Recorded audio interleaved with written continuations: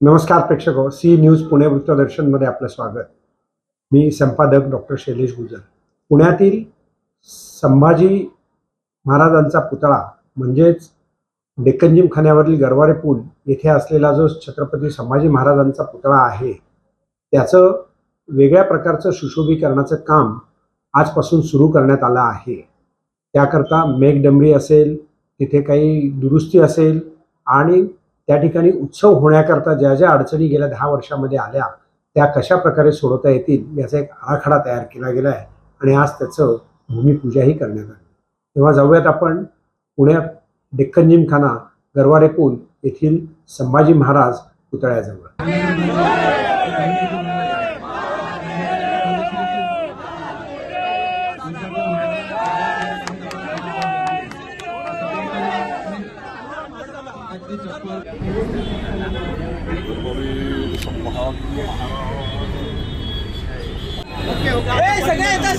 विरोधी उपमहापौर श्री परशुरामजी माडेकर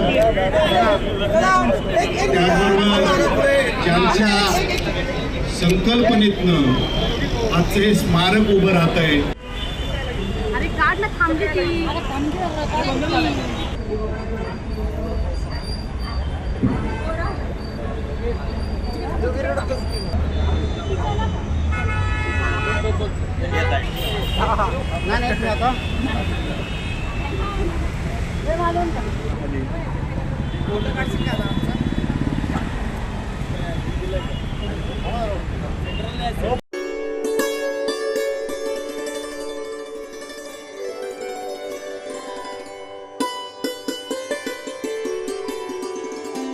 आला आला उन्हाळा आला।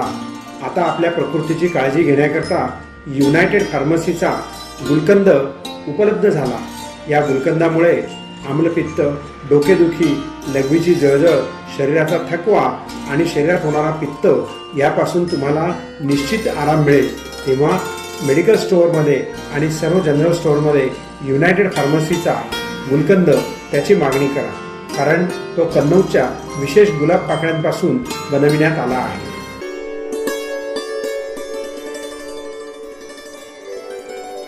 काही दिवसांपूर्वी भारताचे पंतप्रधान नरेंद्र मोदी यांनी सोनं खरेदी करणं याविषयी एक विधान केलं होतं आणि त्यानंतर 24 तासातच त्या सोन्यावरती करही वाढवण्यात आला आणि तोही परदेशातनं इम्पोर्ट करण्याच्या संदर्भामध्ये।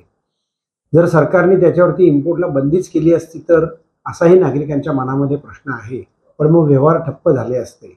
ज्यांना कर भरूनही परवडतं त्यांनी व्यवहार करावेत असाच याचा अर्थ दिसून येतो। झालमुडी हा खाद्यपदार्थ कलकत्त्याच्या निवडणुकीत मोठ्या प्रमाणात गाजला। तसंच संदर्भामध्ये पुण्यातील गुलाबो गँग आणि बिटिया फाउंडेशनच्या वतीनं एक कार्यक्रम करण्यात आला आणि त्याच्यात झालमुडी बेचो सोना मत बेचो अशी भूमिका घेण्यात आली। काँग्रेसच्या कार्यकर्त्या संगीता तिवारी आणि त्यांच्या सहकाऱ्यांनी केलेलं हे आंदोलन हे तर विरोधकांच्या बाबतीत बोलण्यात पटाईत आहेत देवाभाऊ, कारण का यांचा कोणत्याही भाषणात नाही, नेहरूंच्या शिवाय यांचं भाषण होत नाही। इंदिरा गांधींनी 1962 मध्ये युद्धाच्या काळामध्ये आपल्या सोन्याचे दागिने काढून दिले होते लोकांना, नंतर सांगितलं, पहिला स्वतः त्यांनी त्याग केलेला आहे। दुसरी गोष्ट अशी की लालबहादूर शास्त्रींनी जेव्हा धान्याची कमी पडत होती स्वतःपासून उपास चालू केले आणि नंतर दुनियेला सांगितलं आठवड्यातनं एकदा तुम्ही नका खाऊ, भात नका खाऊ किंवा उपास ठेवा, असं जेव्हा सांगितलं गेलं ना, आता हे सांगतात म्हणजे तुम्ही 200 करोड रुपये खर्च केलेत ना तुमच्या, आता ते युरोपला गेलेत ना युरोपला, आम्हाला तुम्ही सांगता तुम्ही फिरायला जाऊ नका, खाद्यतेल मग काय पाण्यात फोडणी द्यायची का? देवाभाऊंच्या मिसेस पाण्यात फोडणी देतात का? विचारा त्यांना। नरेंद्र मोदी यांच्या पंतप्रधान राहतात तिथे पाण्यात फोडणी देतात का? खाद्यतेल कमी वापरा, मेट्रो वापरा, जिथं मेट्रो नाही तिथं काय करायचं? आज ते म्हणतात सोनं खरेदी करू नका। इथं जेवढी सोन्याची दुकानं आहेत तिथं कमीत कमी 10-12 लेबर आहेत, कारागीर आहेत, सेल्समॅन आहेत, सेल्सगर्ल्स आहेत। त्यांनी काय करायचं? ऑनलाईन धंदा करायचा, शराबाची दुकानं बंद करायची। एखाद्या आमच्या गरीब महिलेच्या घरात लग्न आहे, तिने मंगळसूत्र देऊ नये आपल्या लेकीला, आपल्या जावयाला एखादी अंगठी देऊ नये, लाज वाटली पाहिजे। म्हणजे स्वतः आयश करायची, परवा त्यांच्या ताफ्यामध्ये 400 गाड्या।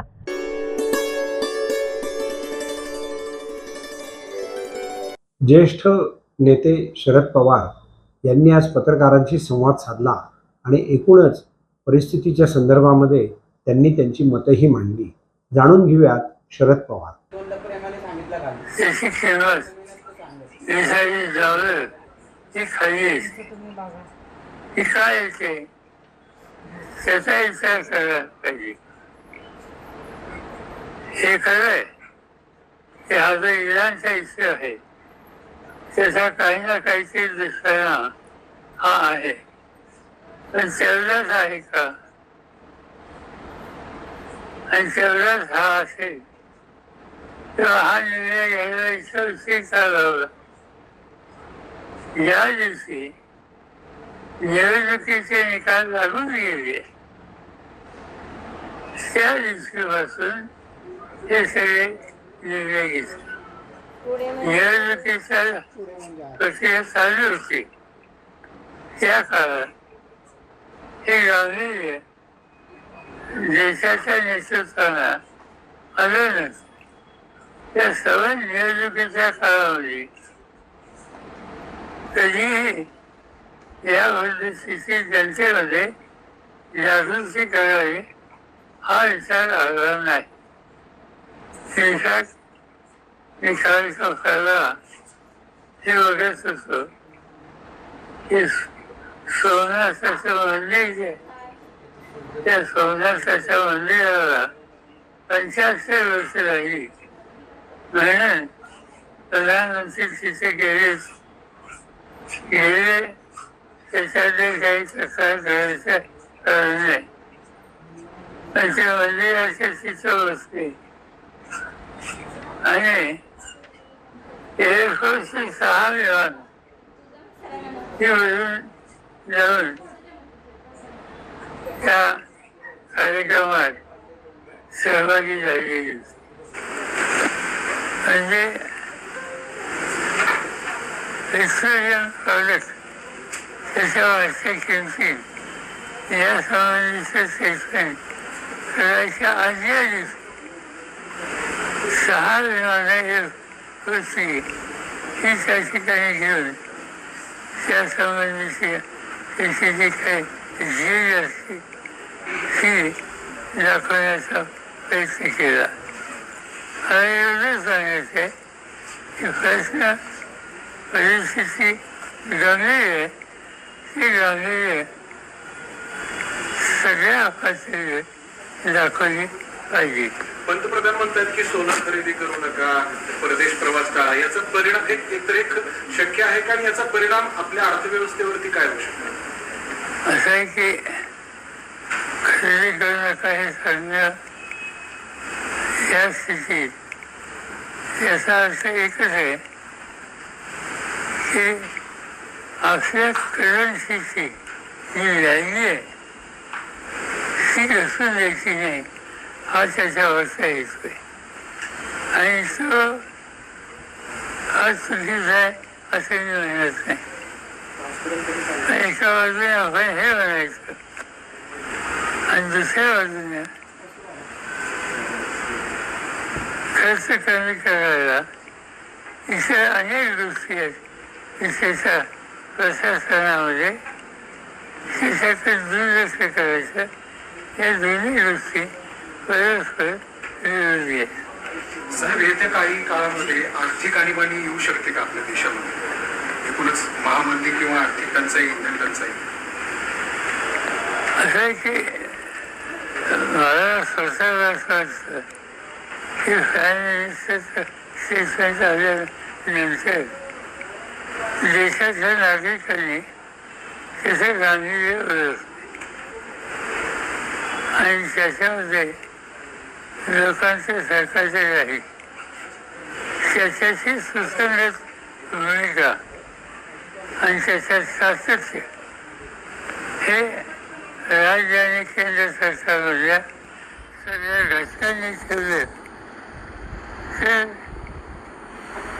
एक्सिल फुलफिल होईल हे जी चिंता आहे कदाचित ती येणार नाही, पण त्याची काळजी घेतली पाहिजे.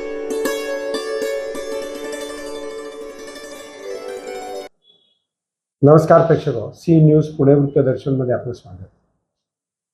परदेशातनं सोनं आयात करणं, त्याच्यावरती कर भरणं, आयात शुल्क लागतं आणि नागरिकांनी सोनं खरेदी करू नये असं आवाहन देशाचे पंतप्रधान मोदी यांनी केलं आहे. नागरिकांमध्ये त्याची तीव्र प्रतिक्रिया आहे. आम्हाला परवडतं आम्ही घेणार, आम्हाला नाही परवडत आम्ही घेणार नाही. अनेक गोष्टींचा उहापोह त्याच्यावरती आणि सोशल मीडियावरती झाला. वस्तुस्थिती काय आहे तर गेल्या काही वर्षामध्ये सोन्याचे भाव हे तेजीकडे जाताना आपल्याला दिसत आहेत. दिवाळीच्या वेळेला तर ते अतिशय मोठ्या प्रमाणात तेजीला गेले होते. 60-70 हजार रुपयाचं सोनं 1,70,000 1,80,000पर्यंत गेलं आणि 50 ते 60 हजार रुपये 1 लाख रुपये किलो चांदी असणारी ती जवळजवळ 3 लाखापर्यंत पोहोचली. जर मोदींनी या सर्व गोष्टी अगोदरच जनतेशी विश्वास घेऊन जर केल्या असत्या तर युद्धाच्या परिणामांमध्ये देशाची जी आर्थिक पिछाडी होत चाललेली आहे ती जनतेच्या समोर त्यांनी मांडायला हवी असं तज्ज्ञांचं मत आहे.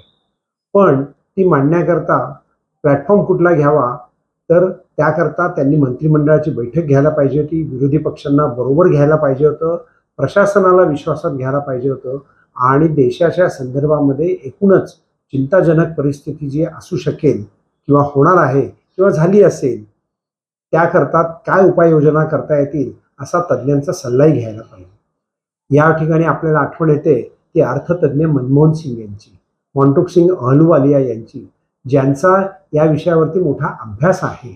आंतरराष्ट्रीय स्तरावरती घडणाऱ्या घडामोडींचा भारत देशाच्या अर्थशास्त्रावरती काय परिणाम होतो हे जाणण्याकरता आपल्याकडे नरेंद्र जाधवांसारखे सुद्धा तज्ज्ञ आहेत. त्यांचा आपण विचार करायला हवा होता, पण तो केला गेला असं काही एकंदरीत वाटत नाही. आणि म्हणून ही जी एकंदरीत परिस्थिती उद्भवलेली आहे त्या परिस्थितीमध्ये जनता आता संभ्रमित झाली आहे. नेमकं काय करावं? पाहत रहा सी न्यूज पुणे वृत्तदर्शन.